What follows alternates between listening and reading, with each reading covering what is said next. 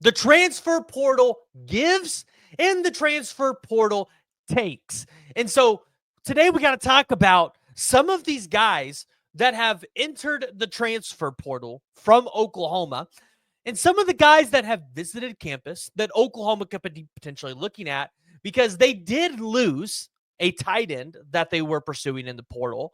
But where are they at wide receiver? Are they going to take a corner? Are there anybody else that Oklahoma could potentially take a look at?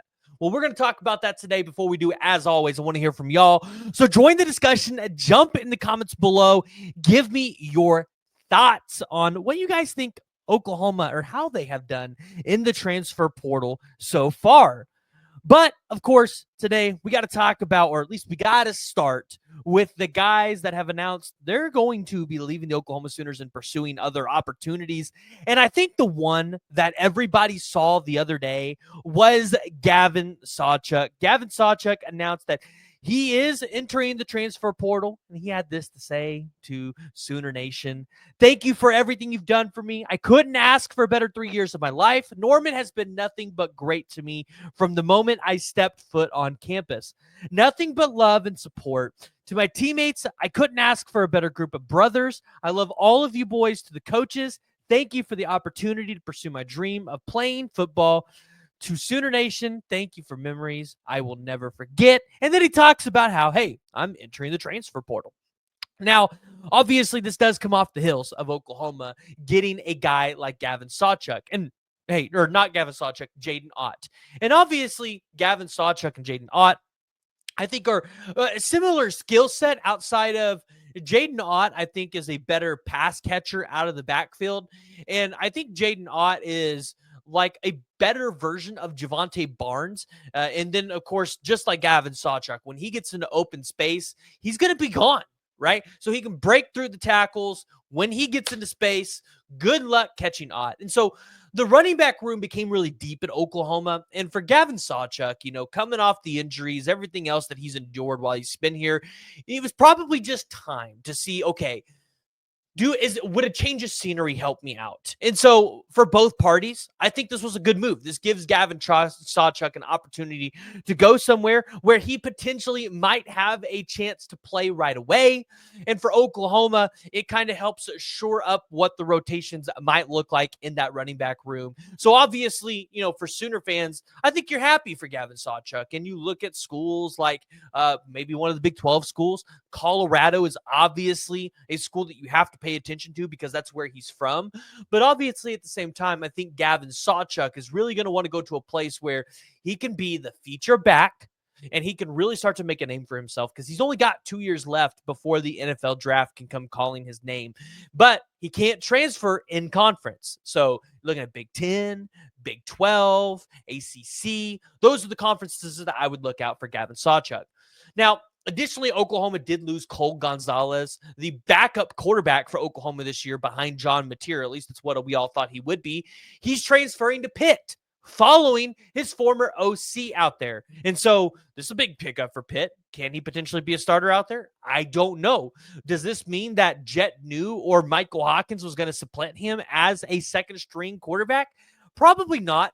Jet New, being a true freshman, probably wasn't going to get the nod. And I have a feeling the staff would have rather have, and this is just me speculating here, would have rather had redshirted Michael Hawkins to preserve some eligibility there for when John Mateer leaves.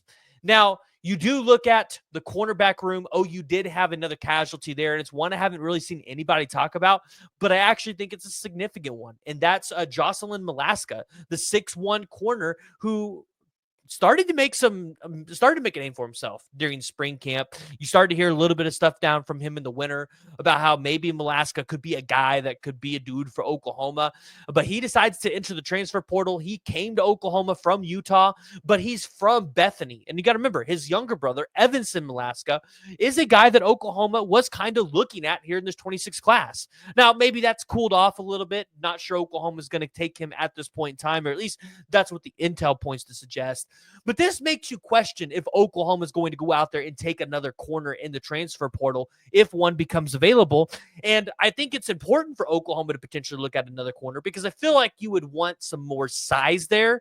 And with what you have returning with Gentry Williams and Eli Bowen, I think you feel good with Jacoby Johnson. But I feel like you would just want a little bit more depth there because as we saw last year in the SEC, injuries can happen. Now, the wide receiver position has been interesting because Oklahoma has had a couple wide receivers that they've looked at. They haven't been able to land. And recently you saw Jermichael Carter enter the transfer portal.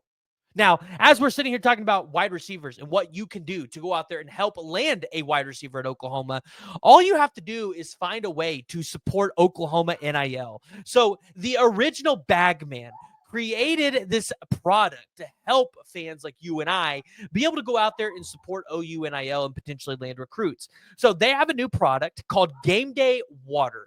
Game Day Water is a simple way for you to be able to go out there and make a difference and help land guys like Jermichael Carter. So go to the original Bagman, check it out, get you a case of water. It is an electrolyte water. So I guess on those hot days when you're in Norman, you could bring one of these and, hey, keep those electrolytes in your system.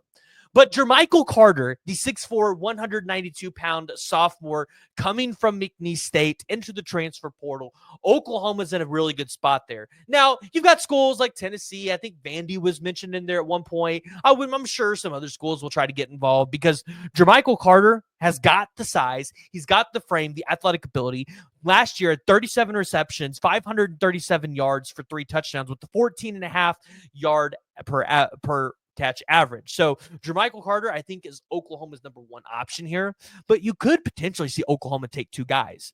And I look at a guy like Dekel Crowdus, who I don't think he has a visit currently scheduled to Oklahoma, but this past season, 16 receptions, 402 yards, 4 touchdowns. This is a guy that could kind of, rotate with Deion Burks in the slot, but definitely somebody I could definitely see go maybe to the outside a little bit as well if he's needed there. So kind of looking at what Oklahoma's doing in the wide receiver position, I think all fans just go back to this. Can you just land Keon Brown?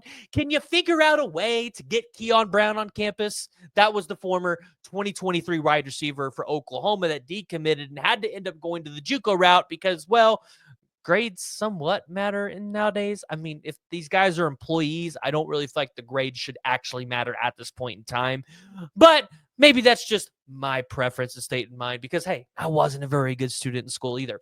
But, hey, you know what? Keon Brown's a guy that I definitely think if Oklahoma gave him the chance to commit and show up on campus and they could make it work, Keon Brown would be here. And that guy's got elite speed. He's an elite talent, and he's a guy that could make a difference for you day one and could probably be wide receiver 1 for you while Giovanni Gibson is out. Maybe even when Giovanni Gibson gets back. Maybe that's a hot take because I know a lot of people, they're not fans of JUCO and D2 players. Now, lastly, Oklahoma did lose Lance Mason, the tight end from Missouri State. He ended up committing to Wisconsin. No shock there, right? Wisconsin, they've always been more in the rough and gruff, right? They get down to the nitty gritty. They play a more of a slower style NFL pound the ground style game. It maybe appeals to tight ends a little bit more, especially when they're running 2 tight ends. And definitely for running backs, I can see why it would appeal. You saw Tawee Walker go up there. So he did end up going to Wisconsin. At this point in time, I'm not confident Oklahoma's going to go out there and land a tight end in the transfer portal because there's not really anybody out there. But you never know. I think it's still a position that Oklahoma could kick the tires on if somebody like maybe a grad transfer was to enter. But if a grad transfer is entering outside of maybe a coaching change, they're probably not that good anyways. So you got to ask yourself, would you want them?